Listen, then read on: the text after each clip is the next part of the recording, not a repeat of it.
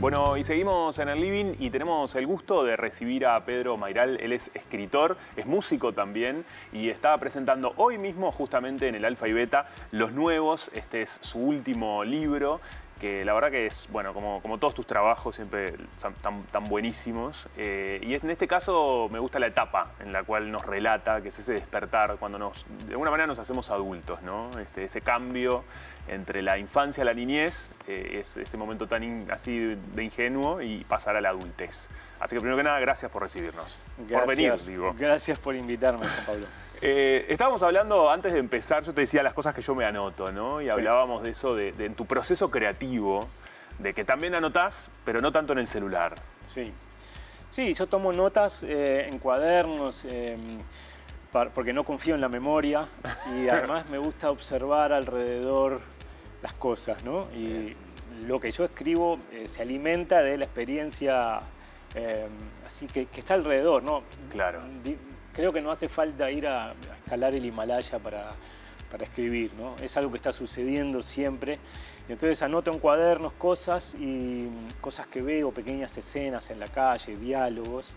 Y a veces eso después lo tomo para una historia o para un cuento, para una novela. Claro, lo cual hace que tu vida sea bastante entretenida, ¿no? Porque a veces hasta un momento de espera, quizás para vos es nutritivo. Sí, la verdad es que cuando empezás a hacer ejercicios de observación y te fijas cosas raras, por ejemplo, estás en la fila, no sé, en el banco, en cualquier lado, y empezás a ver, bueno, todos los zapatos, cómo son, claro, todos los zapatos de la gente, qué dicen los zapatos de la gente. Cosas así, ¿no? Te empezás a fijar el comportamiento, te empezás a fijar incluso no solo lo visual, sino qué se oye, o qué olor hay, ¿no? Entonces, trabajo mucho con los 5 sentidos. Claro, todos los sentidos, sí, alerta. Y eso sirve mucho para escribir después, porque lo que lográs con eso es que si le metés info de los 5 sentidos al lector, en el texto el lector entra ahí porque mete el cuerpo también, claro, lo siente en el como cuerpo. Una profundidad, ¿no? En ese texto, de alguna manera, de estar adentro, inmerso. Sí. De hecho, en el libro, uno de los personajes, el eje está en 3 jóvenes, ¿no? Uno de ellos, muy fanático del fútbol, y vos escuchaste algo en la playa, en Rocha, ¿no? 2023, Rocha, fue cuando empezaste a escribir. Sí. Hay una anécdota de eso. Sí, empecé a escribir. Era época muy Messi, muy... Sí, esa época fue la final del Mundial, vinieron las fiestas, etc. Y ese verano había muchos niños con la camiseta de Messi, ¿no? Con la 10. Muchos Messi por ahí. Fue el verano de los mini Messi. Claro. Entonces, y de todos los países, porque viste que los chicos pueden, claro, ponerse la camiseta de otro país, ¿no? Entonces era muy curioso eso, eran como unas pulguitas, ¿viste? Que andaban por todos lados y después se pasó un poco, pero ese enero en particular fue muy curioso. Entonces hay una escena en la novela, sí, donde hablan del verano de los mini Messis. Que de hecho hay algo que haces en la novela que es ponerlo a ese personaje luego de que ganan en un lugar muy difícil de festejar, donde está él. O sea, hay como una malicia de alguna manera en vos, en tus personajes. Soy un poco cruel. Sos un poco cruel. Después se arreglan algunas cosas. Sí, porque el personaje de Bruno está estudiando en la nieve en Wisconsin en pleno enero. Con la nieve está acá, hielo, hay un lago congelado.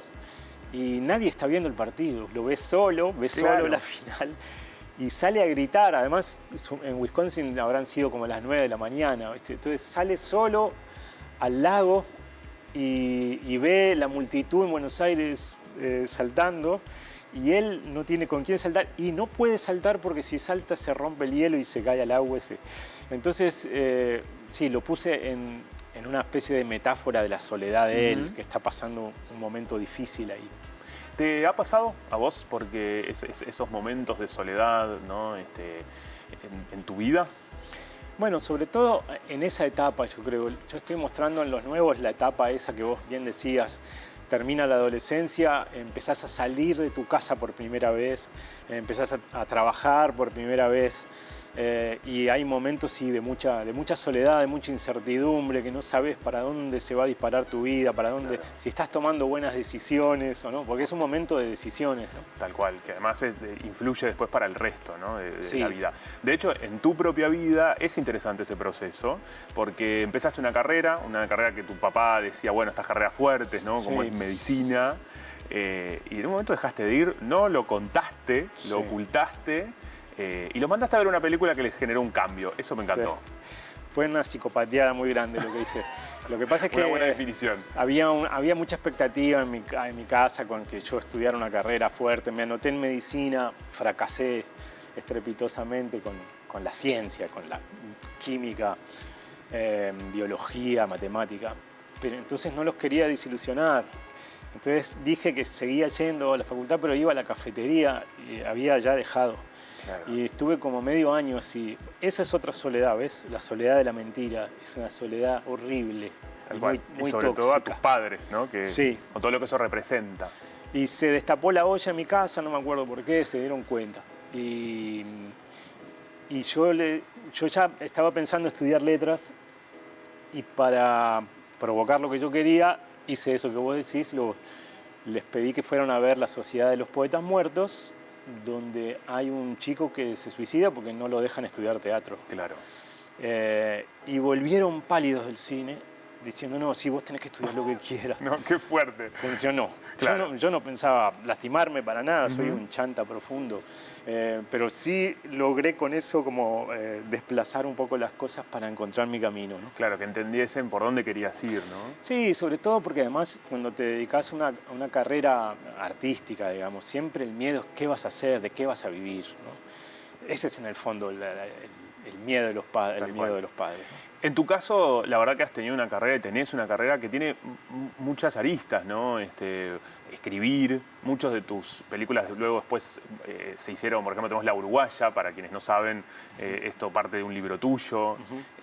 También las conferencias, los seminarios, la docencia, hay como muchas partes, ¿no? Sí. El músico también está presente. Sí, me da mucho pudor cuando dicen músico, porque creo que tengo una faceta musical o una beta musical, pero no soy músico. Creo que mi tarea de escritor a veces se estira para la canción. Bien. Entonces escribo canciones con músicos. Muchas veces me pasan melodías, yo le pongo letra. A veces hago melodías.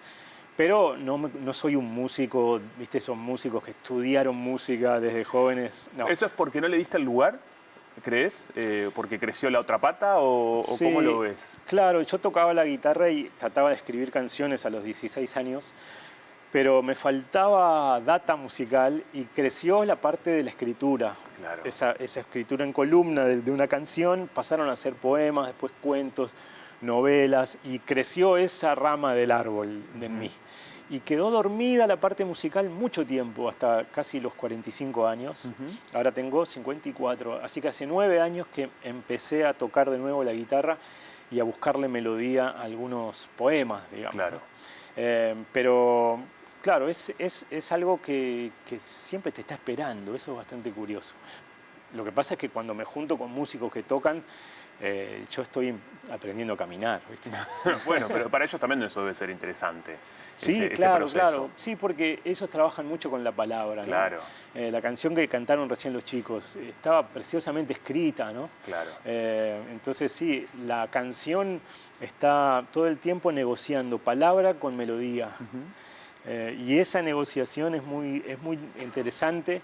Y mi pata fuerte ahí es la palabra. Claro. Una de las cosas interesantes también esto de que te lees en voz alta para ver si el texto cómo viene o algo así. ¿En tu proceso está eso? Sí, porque tengo una relación muy musical con el lenguaje. Entonces leo en voz alta o medio como pasando por la cabeza, pero sonoramente los textos para ver cómo suenan. Porque si algo suena bien, es que en general está bien la idea. Hay una correlación entre cómo suena algo y su significado. Y cuando vas escribiendo, ¿no? ¿A quién das tus trabajos? ¿Cómo sos para reservar, digamos, ese proceso creativo? Y porque es un momento sumamente sensible también, imagino, de, bueno, Sí. te lo doy a leer. Sí, sí. ¿Qué te pasa con eso? Es un momento muy vulnerable porque porque estás inseguro todavía con el texto. Entonces, bueno, por un lado están mi editora, ¿no? Mercedes Guiraldes, que me lee, y una gran lectora es mi mujer, Inés, que le mando un beso si está viendo. Un beso grande. Es una gran lectora y no me deja pasar una. Y me dice, esta parte, y yo ya sabía, ¿viste? Que esto lo tendría que haber corregido. Bueno, pero ahí también de su parte hay honestidad, porque quiere lo mejor, total. o sea, no tiene miedo en decírtelo. Sí, en toda disciplina creativa tenés que tener a alguien que confíes que no te va a alabar, ¿viste? Porque sí, y te va a decir que bueno, te salió claro, muy lindo. Necesitas una mirada crítica, porque a veces cuando acabás de escribir algo, o una canción o un libro, no sabés lo que hiciste todavía. Lo hiciste en un estado un poco sonámbulo, claro, sin controlar demasiado eso. Y a veces eso hay que corregirlo, pero estás enamorado de ese texto todavía. Qué lindo me salió, claro, con moño. Tenés que dejar que pase el tiempo, tenés que mostrarlo, tenés que tener a alguien que confíes para darle el texto.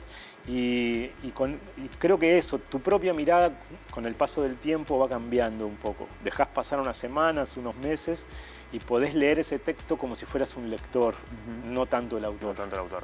Y, por ejemplo, cuando creas estos personajes, le das la vida, ¿no? Toda esta profundidad que hablábamos, ¿imaginás más allá de lo que vemos en este libro, digamos, hay porque imagino que debe haber material que queda fuera, como el que hace un disco y deja canciones fuera, o el que organiza, ¿no? Sí. Hay algo del proceso de estos personajes que en algún lado lo debes tener. Es curioso eso, porque esta novela, Los Nuevos, particularmente surgió de una voz de ese chico, Tiago, que está en la playa. Está en carne viva porque se murió su mamá hace muy poco y lo llevan a una especie de felicidad obligatoria. Tal cual. En el verano, y está muy enojado. Y empieza a contar secretamente, casi como si pensara todo lo que pasó. Y entonces eso surgió de una manera para mí muy misteriosa, porque apareció una voz. Y ese personaje trajo de alguna manera a su amigo Bruno, que está ahí en el hielo, a su amiga Pilar, que entra de una patada para asustarlo, le pega una puerta en el baño. Él me presentó a sus dos amigos. Claro. Y la novela creció desde esa voz, ¿no? Y sin plan. Eso es lo que me pasó por primera vez. No planeé todo el libro, sino que una historia trajo la otra y esa segunda historia trajo la tercera historia.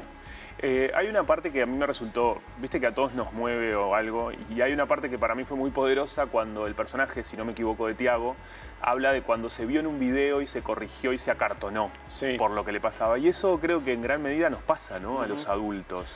Sí, y los varones tenemos esa cosa de tener que ser como el macho alfa, ¿viste? Y hay una cosa muy pesada con los varones, ¿viste? Tal cual. De tener que ser rudo, y los hombres no lloran, ¿viste?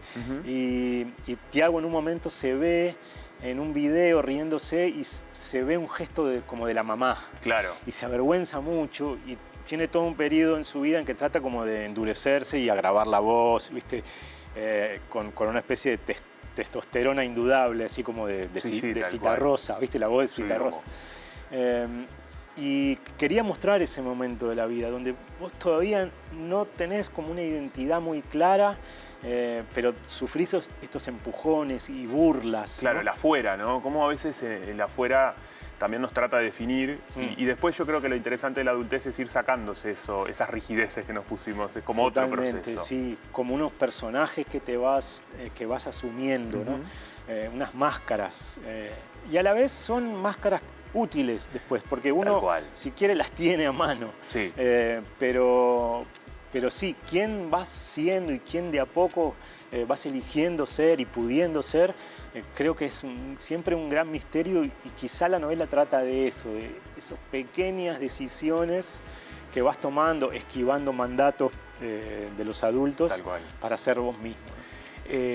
También es inevitable conversar sobre La Uruguaya, ¿no? Este gran éxito que fue al cine, que pasó un proceso sumamente interesante, esto de que el libro y la película, cómo le responde a ese libro, ¿no? Como es otra mirada también, muy, muy bueno. Fue una experiencia impresionante para mí porque porque yo escribo libros, algo Claro. que sucede ahí entre las tapas. Y de pronto aparecen los locos del cine y me dicen, vamos a filmar en tal lugar y vamos a ir a Rocha y a Cabo Polonio. Y yo digo, estos tipos están locos, no hace falta. O sea, con imaginarlo está bien. Claro. Pero el cine necesita llevar a cabo las cosas. Y salió muy bien. Está Ana García Blaya dirigiendo la película. Fiorella Bottaioli. Amiga, le mando un beso grande. Fiorella es una genia y además la cara de Guerra, el personaje de Magalí Guerra Zavala, ahora es ella. Ahora ¿no? es ella, tal cual. La verdad que fue muy lindo como lo que pasó ahí, porque como vos decís, la película le contesta al libro. La novela La Uruguaya es muy masculina porque está contada por un tipo. Claro. La visión de él. La visión de él, de que es un tipo casado que sale de Buenos Aires, viene a Montevideo, se encuentra con una chica, viene a buscar unos dólares. Le sale mal, digamos, ¿no? Pero es una historia muy masculina. Y la película da vuelta a la cámara y es la mirada de ella. Femenina y Claro. de ella. Entonces se contesta en libro y película. Qué interesante eso. Porque además, si vos ves la película y después lees el libro, entonces el libro le contesta a la película. Claro. Entonces es una especie de yin y yang que se armó entre película y libro que la verdad que fue una experiencia lindísima. Y yo ahí en la película escribí la samba que suena al final de la película, que se llama La Vidita. Así que colaboré en esa película de una manera muy lateral, digamos. Hay una cosa que me resultó interesante también, que le llamás el efecto perro, que Sí. tiene que ver con esta película y tiene que ver con esto de lo que esperamos y de repente no va a salir como Sí. queríamos. Me encantó, porque la película es tal cual lo que pasa. El factor perro lo llamo yo. El factor, perdón. Sí, cuando doy talleres hablo un poco del factor perro. El personaje de Lucas Pereira llega a la cita, está esperando a Magalí Guerra ahí en el Santa Catalina, ahí en la calle Ciudadela, ¿no? Que sube a Plaza Independencia, ¿no? La está esperando ahí y tiene todo arreglado, ya tiene una habitación de hotel para encontrarse ya con tiene ella. un objetivo. Sí. Y ella cae con un perro. Y encima un perro enorme. Un perrote. Y eso le cambia todos los planes, ¿no? Entonces el factor perro es eso, como vos haces un plan, pero la vida viene y te pone otros planes. ¿Cómo te llevas con los factores perros en tu vida? Sí. Bien, trato de aprovecharlos y no protestar cuando las cosas no salen, porque por algo es en general, ¿no? De hecho, creo que cuando escribo, esas cosas que vienen a irrumpir y a romper mi plan son las que le dan una chispa de vida Claro. al texto, ¿no? Eso está buenísimo. Siempre me acuerdo de un videíto, una filmación de Picasso haciendo unos patos de cerámica, de arcilla, ¿viste? Sí. Y al principio está medio duro el patito, pero él le tuerce el cuello, como que lo rompe y el pato está de golpe mirando para el costado.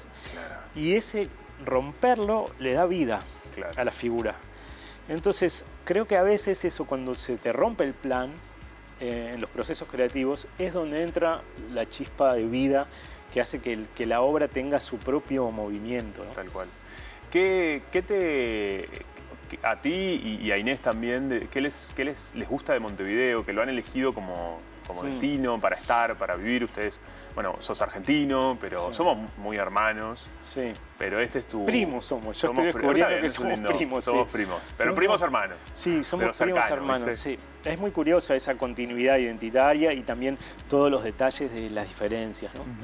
A mí me fascina eso. Mira, pensando un poco, ¿no? El otro día vi una obra muy linda de teatro donde una mujer vuelve a su lugar natal y el padre le dice, quédate en el lugar donde el tiempo te dure más. Y yo siento que acá en Montevideo el tiempo me dura más. Claro. De todas las cosas, porque tengo amigos, tengo familia, tengo amigos músicos, escritores, un montón de cosas que me atraen de Montevideo, pero una cosa que siento es que el tiempo acá me dura más. Divino. Sí, Es eso que tanto anhelamos, ¿no? sí. El tiempo. Bueno, vamos a recomendarle a la gente que hoy se acerque, quizás ya está todo colmado, pero bueno, es entrada libre. La verdad que no lo sé, pero acérquense, capaz que Acérquense. sí, sí. Ahí estamos viendo la tapa de este libro de Pedro Mayral, Los Nuevos, que ya lo encuentran en las librerías y que hoy es la presentación a las 19 horas. 19 horas en Alfa Beta, que es un centro, es una librería muy linda, son los cines. Y sí, vamos a hacer quizá, además de presentarlo, lo vamos a presentar con Damián González Bertolino, un gran escritor uruguayo, y Nacho Algorta, músico, va a hacer algunas canciones. Quizá yo me animo a cantar, si me tomo un vino, por ahí me animo. Perfecto. Bueno, sí, tomate y que pase eso, sí, que me parece que va a ser. Suceda. No filmen con videitos. Claro, nada que se haga viral, sí. Que se quede ahí en el vivo. Muchísimas gracias por estar acá. Gracias, Juan Pablo, gracias por la invitación. Nosotros hacemos una tanda y ya regresamos con el living.